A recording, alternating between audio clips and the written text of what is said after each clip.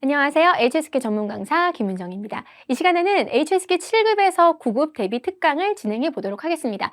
벌써 25번째 강의를 진행을 하고 있더라고요. 앞에 1번부터 25번까지 쭉 달려오는데 저희가 번역 위주로, 통번역 위주로 수업을 계속 진행을 하고 있는데 그 통번역은 한꺼번에 실력을 늘릴 수 있는 부분이 아니기 때문에 한 걸음 한 걸음 차근차근히 꾸준히 연습을 하셔야 돼요. 사실 외국어가 영어도 마찬가지지만 실질적으로 말을 내뱉고 내가 표현을 하고, 그러니까 단순히 문제 푸는 게 아니라 그렇게 하려면 진짜 꾸준히 운동처럼 꾸준히 매일매일 해줘야 되는 부분이기 때문에 7급에서 9급의 통번역 부분도 내가 조금은 넘기 힘든 산 같아도 하루하루 착실히 공부해야겠다라고 생각하시면서 오늘도 훈련하셨으면 좋겠습니다.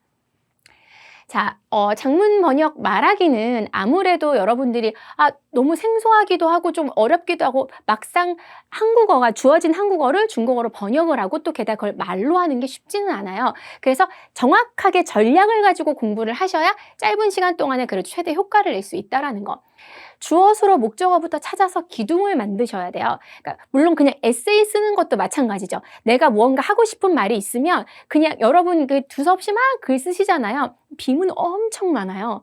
그러니까 6급 같은 경우에도 장문, 쓰기 하기 쭉 하실 때 보면 시우가이를 하는데 비문이 중국어 굉장히 잘하시고 중국에 오래 활동을 하셨어도 굉장히 많더라고요, 비문이. 그래서 그냥 물 흐르는 대로 쓰는 게 아니라 정확하게 패턴을 가지고 구조적으로 완벽한 서면어의 문장을 좀 구사해 보려고 노력을 하시는 게 좋을 것 같습니다. 자, 주어, 수로, 목적어부터 찾아서 기둥을 만드셔야 돼요. 주어진 한국어 텍스트를 보고 중국어를 번역하거나 통역할 때도 딱 그 뼈대를 가지고 있어야 된다는 얘기입니다.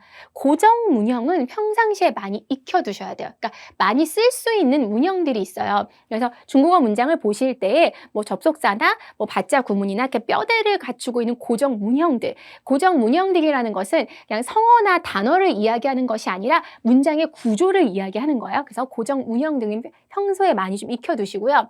신조어나 고급 표현을 많이 알고 계시면 좋은데 이 신조어나 고급 표현을 많이 안다고 해서 내가 번역이나 통역을 잘하는 건 아니에요. 그러니까 문장의 구조나 나의 기본 실력을 높이려고 노력을 하셔야지 이런 신조어나 고급 표현을 막 익히려고 노력하는 건 사실 실질적인 도움은 안 되는데 그래도 어느 정도 내가 실력이 있다 치면 이제 많이 익히시면 좋겠죠? 근데 만약에 시험에 나오면 조금 순화시켜서 조금 평이하게라도 정확한 메시지를 전달하는 게 중요하다라는 거 생각하시고 가시면 좋을 것 같습니다.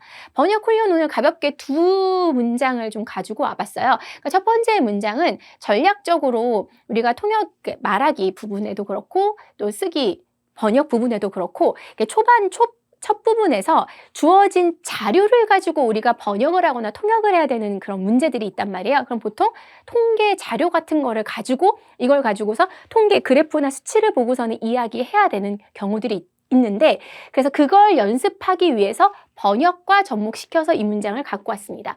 5천여 명을 대상으로 신체검사를 비롯해 생활 습관, 심리사회적 요소에 대해서 설문조사를 실시한 그 결과를 분석했는데 이런 결과가 나왔다. 라는 문장들 많이 보잖아요. 그러니까 누군가가 여기 뭐 그래프가 있고 밑에 조사 대상 몇 명, 누구, 어떠한 군에서 조사를 실시를 했고 내용은 뭐고 각각에 해당하는 군에 대해서 각각 항목의 그래프가 어떻게 이렇게 위치가 되어 있으면 그 그래프를 보고 말을 하거나 해야 하기 때문에 그런 문제들을 볼 때는요. 여러분들이 평상시에 문장을 볼 때 미리 좀 숙지해 놓으시면 딱 전형적인 문장들을 숙지해 놓으시면 좀 도움이 되겠죠.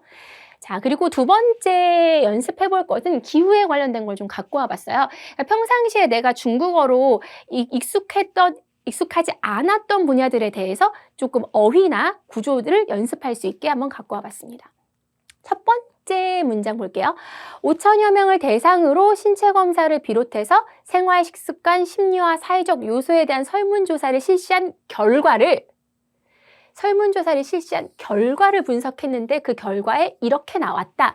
전반적인 큰 틀을 보셔야 돼요. 이게 되게 전형적으로 딱 고정 패턴이 있는 문장이거든요. 보시면 연구자가 없어도 사실 연구자가 없이 생략을 해도 크게 상관은 없어요. 상관은 없지만 연구자를 그냥 가상의 주어를 넣어봤어요. 빼더라도 또의 뭐에 대해서 이 설문조사거든요. 조사 결과에 대해서 분석을 진행을 했대요. 对什么什么进行分析 많이 나오는 표현이에요. 그리고 발견을 했대요. 그럼 그냥 쭉 조사의 내용을 써주시면 돼요. 5천여 명의 조사 대상의 신체 검사 결과, 그리고 생활 그대로죠. 심리 식습관. 식습관은 보통 인시习惯이라고 해요. 그러니까 구조도 구조지만 단어 같은 경우도 한국어랑 이 중국어랑 약간 조금씩 차이가 있을 때에는 식습관 이렇게 食习惯 이렇게 안 쓴단 말이에요. 인시习惯 같은 거 이런 건 평상시에 좀 표현들은 봐두시는 게 좋겠죠. 심리 사회적 요소에 대해서 설문조사를 한 결과에 대해서 분석했는데 뭐가 나왔냐면 기분이 주어져. 핵심 요소인 것으로 나타났다. 주어, 수어, 목적어에 대해서 딱 분류를 해놓고 시작을 하셔야 돼요. 기분이 그러면 징쉬를 기분으로 많이 씁니다. 뭐에 사람에게 영향을 주는 뭐예요? 사람의 식습관. 식사에 보통 찐시가 음식을 집어 넣는다고 해서 오늘 인시식관이랑 찐시는 기억하면 참 좋겠어요. 그래서 사람의 그 식사에 영향을 미치는 중요 요소의 핵심 요소를 보통 核心因素안 씁니다. 关键因素라는 걸 쓴다는 거죠. 자, 중국어를 번역을 하실 때는요. 먼저 틀을 잡는 게 제일 중요해요. 그러니까 틀이 무너지고 문법적으로 어긋나면 감점이 훨씬 더 많이 되는데 그냥 어휘상에서의 표현이 조금씩 틀리는 거는 상대적으로 감점이 좀 덜 된단 말이에요. 그러니까 어휘를 조금 잘 못 쓰더라도 틀을 먼저 잘 잡아 놓으시고 평상시에 이제 중국어 문장을 읽으실 때 한국어랑 조금씩 다른 아이들은 정확하게 표현을 그냥 편하게 익혀두시면 좀 도움이 되실 것 같아요. 그래서 인시나 찐시나 关键因素 같은 거 보시면 좋을 것 같습니다.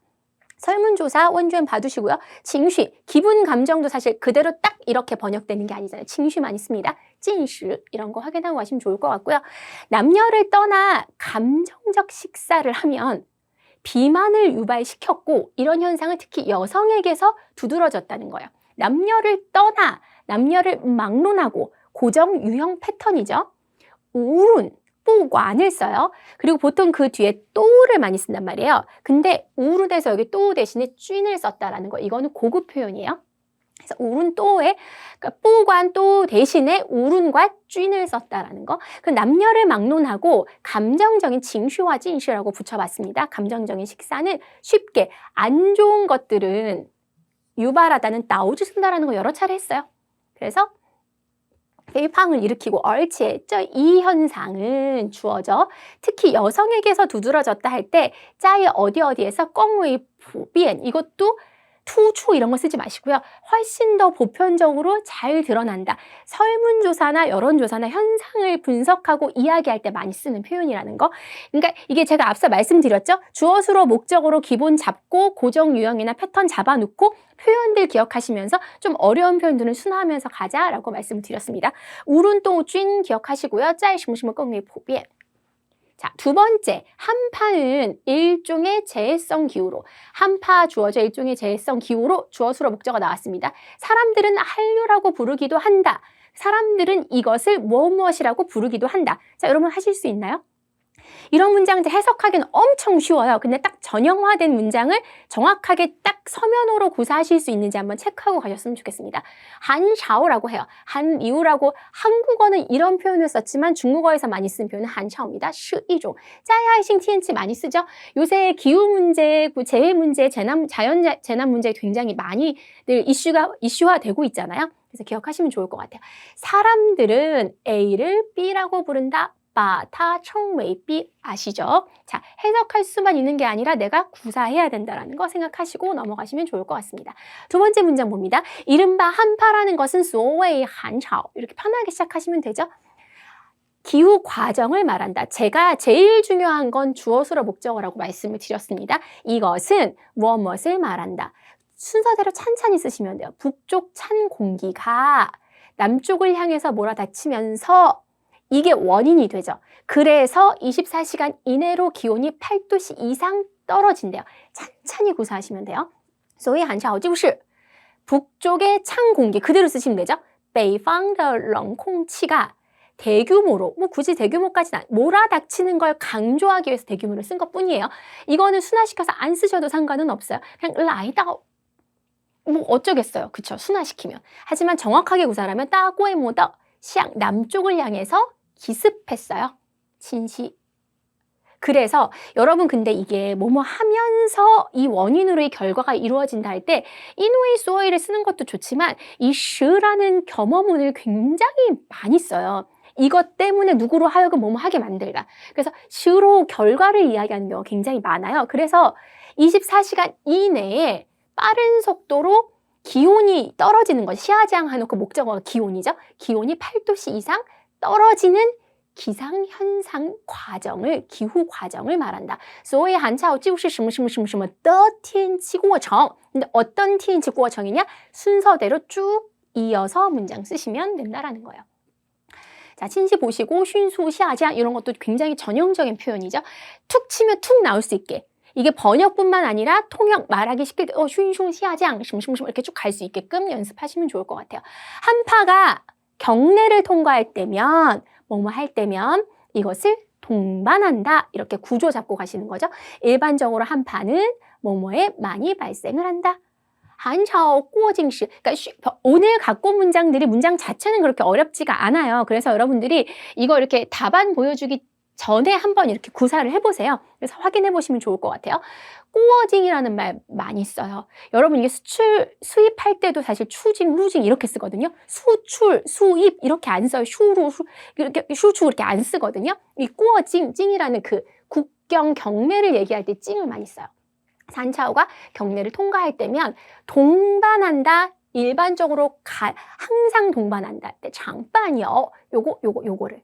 그래서 얘는 일반적으로 어디에 많이 발생을 해요? 多发生在什么什么什么什么 이 시기에 많이 발생을 한다 해놓고 겨울철, 늦가을, 초복 그냥 쓰시면 되잖아요. 그쵸? 경내 통과하고 동반하다.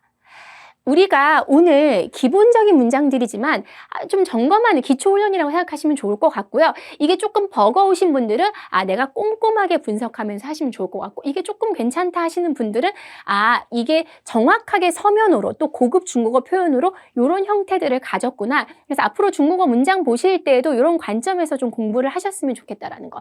자, 오늘 푼 이 두 문장을 우리가 공부한 이 두 문장을 통해서 번역을 한 게 이런 거구나. 그럼 내가 7급에서 9급을 공부할 때 번역을 이러한 각도로 접근을 해서 훈련을 해야겠다라는 실질적인 팁을 얻으셨길 바라면서요. 이 수업 여기서 마무리 짓도록 하겠습니다.